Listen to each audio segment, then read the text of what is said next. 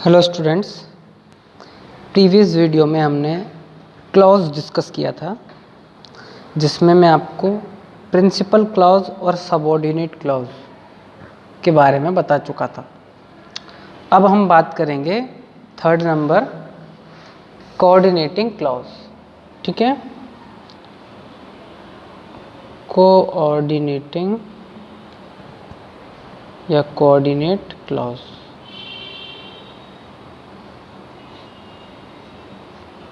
ठीक है, देखिए कोऑर्डिनेट क्लॉज एक टाइप का आपका इंडिपेंडेंट क्लॉज ही होता है, लेकिन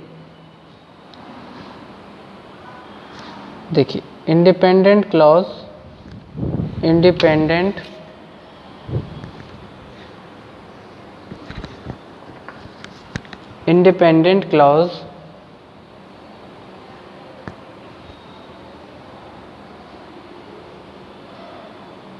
या clauses which are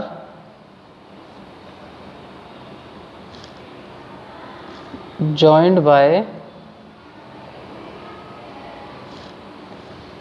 coordinating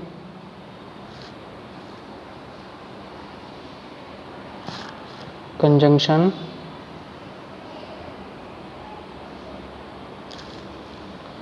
are called coordinate clause.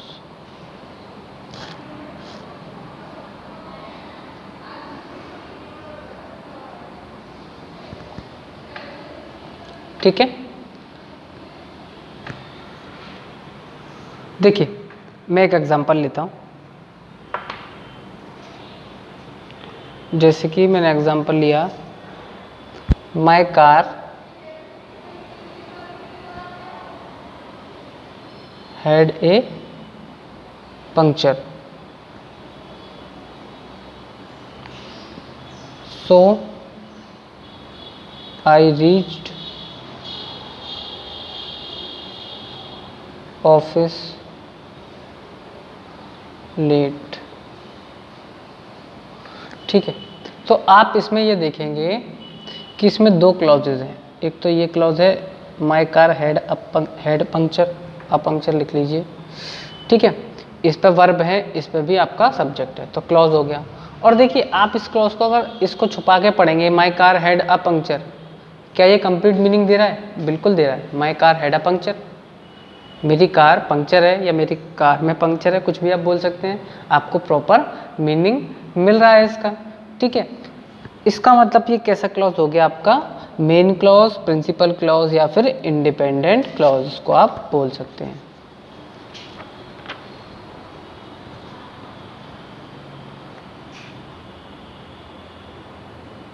ठीक है, अब देखें दूसरा क्लॉज है आई रीच्ड ऑफिस लेट। अगर आप इस सेंटेंस, इस क्लॉज को भी इसको छुपा के अगर पढ़ेंगे तो ये भी अपना पूरा मीनिंग दे रहा है और इसके पास भी सब्जेक्ट और फाइनाइट वर्ब है। I reached office late, simple, आपको पूरा मीनिंग मिल गया। तो इसका मतलब क्या हो गया? ये भी आपका क्या है? एक इंडिपेंडेंट क्लॉज, इंडिपेंडेंट क्लॉज, लेकिन ये आपका है कोऑर्डिनेटिंग कंजंक्शन।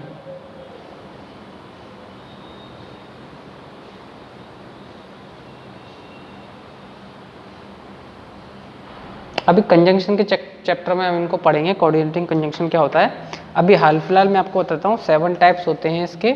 जैसे कि ये है फॉर है आपका, ये कोऑर्डिनेटिंग कंजंक्शन है। एंड है आपका, ये कोऑर्डिनेटिंग कंजंक्शन है। नॉर है आपका, बट है, और है, येट है, एंड सो। ठीक है, अब इसको याद करने का तरीका है ये फैन बॉयज। ठीक है, F for, A and, N से नॉर, बी से बट, ओ से और, वाई से येट और एस से सो। तो ये आपके कोऑर्डिनेटिंग कंजंक्शन है। तो आप ये देखेंगे ये वाला जो इंडिपेंडेंट क्लॉज है ये एक्चुअली इस कोऑर्डिनेटिंग कंजंक्शन से जुड़ा हुआ है। तो इसको आप इंडिपेंडेंट क्लॉज तो बोलेंगे, लेकिन ये कोऑर्डिनेटिंग कंजंक्शन से जुड़ा होने के कारण इसको आप कोऑर्डिनेट क्लॉज भी बोलेंगे। ठीक है, कोऑर्डिनेट क्लॉज। ठीक है, क्यों कोऑर्डिनेट क्लॉज है? क्योंकि ये कोऑर्डिनेटिंग कंजंक्शन से जुड़ा हुआ है। ठीक है, उम्मीद करता हूं आप लोगों के समझ में आ गया होगा कोऑर्डिनेटिंग क्लॉज क्या होता है। ठीक है, ऐसा क्लॉज जो कि आपका कोऑर्डिनेटिंग कंजंक्शन से जुड़ा हुआ हो वो क्या होगा? कोऑर्डिनेटिंग क्लॉज होगा। और कोऑर्डिनेटिंग कंजंक्शन मैंने आपको बता दी ये होते हैं 7। ठीक है, चलिए अब इसके बाद आप ये देख सकते हैं कि दोनों ही इंडिपेंडेंट क्लॉज हैं, तो इन दोनों को अगर आप सेंटेंस बनाना चाहें, यानी इस पार्ट को आप निकाल दीजिए, फुल स्टॉप अगर इसके आगे आप लगा देंगे पंक्चर के आगे, तो ये आप एक सेंटेंस भी बन जाएगा क्योंकि ये कंप्लीट मीनिंग दे रहा है। ठीक है, तो आपको ध्यान रखना है सेंटेंस कौन सा नहीं बनता? सबऑर्डिनेट क्लॉज सेंटेंस नहीं बनता, क्योंकि उसमें आपको कंप्लीट सेंस नहीं मिलता, वो एक्चुअली आपका डिपेंडेंट क्लॉज होता है। ठीक है ना, इंडिपेंडेंट क्लॉज का आप सेंटेंस भी बना सकते हैं फुल स्टॉप लगा के। ठीक है, चलिए अब इनके जो आपका सबऑर्डिनेट क्लॉज होता है, ठीक है, कोऑर्डिनेट क्लॉज आपका यहीं तक का। इसके बाद आपका जो सबऑर्डिनेट क्लॉज होता है, ठीक है, सबऑर्डिनेट क्लॉज जो होता है आपका वो आपका 3 टाइप का होता है। ठीक है, कितने टाइप का होता है? 3 टाइप का होता है। तो वो कौन कौन से टाइप है उनको डिस्कस कर लेते हैं। Based upon their function,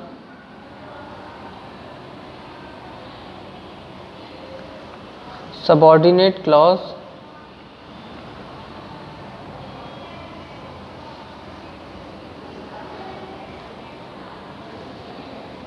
are divided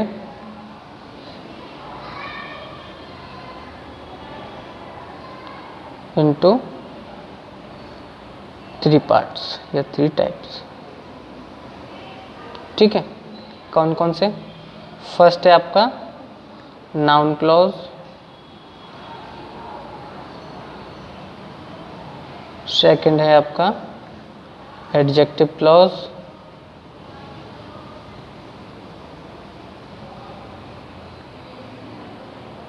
third है आपका एडवर्ब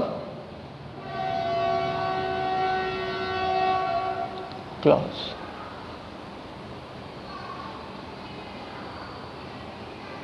ठीक है, तो किसके टाइप हैं ये? सबऑर्डिनेट क्लॉज के।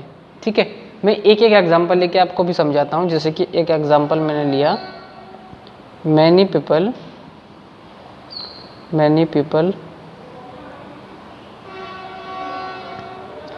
do not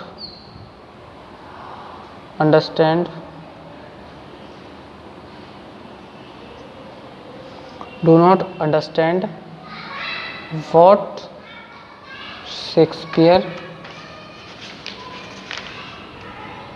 wrote,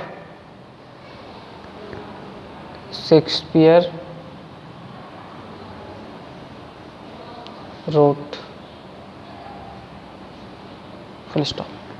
तो इस सेंटेंस को आप देखें और मैंने यहाँ पर जो है इसको अंडरलाइन कर दिया है। ठीक है, तो इसमें आप देखेंगे कि ये जो मैंने अंडरलाइन किया हुआ पार्ट है ये आपका एक सबऑर्डिनेट क्लॉज है, क्योंकि अगर आप सिर्फ इस सेंटेंस को इसको छुपा के अगर पढ़ते हैं तो व्हाट शेक्सपियर रोट, कोई सेंटेंस का आपको मीनिंग ढंग से नहीं मिलेगा। ठीक है, जब तक कि इसके साथ में ये नहीं जोड़ दूं। तो आप ये देखेंगे ये आपका सबऑर्डिनेट क्लॉज है, जिसमें आपका सब्जेक्ट है व्हाट और रोट आपकी वर्ब है।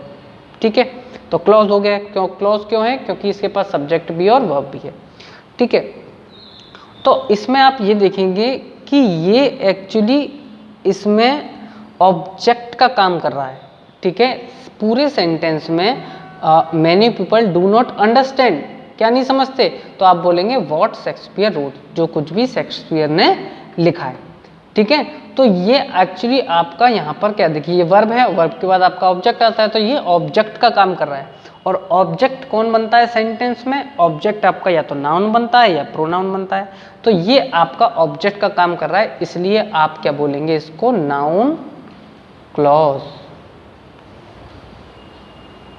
Noun clause. ठीक है, क्योंकि प्रोनाउन का तो उसमें कोई मतलब ही नहीं है, प्रोनाउन तो यहाँ पे आना नहीं है, तो आप क्या बोलेंगे? Noun clause. ठीक है, अब क्लॉज क्यों हो गया, फ्रेज क्यों नहीं हुआ? फ्रेज इसलिए नहीं हुआ क्योंकि इसके पास इसका सब्जेक्ट भी है और वर्ब भी है। फ्रेज के पास सब्जेक्ट और वर्ब नहीं होता, और क्लॉज क्यों है? क्योंकि इसके पास सब्जेक्ट है और वर्ब है। ठीक है, इसके बाद अगर मैं आपको एक एग्जांपल और दूं, चलिए नेक्स्ट वीडियो में बात करते हैं, वीडियो लंबी हो जाएगी ज़्यादा।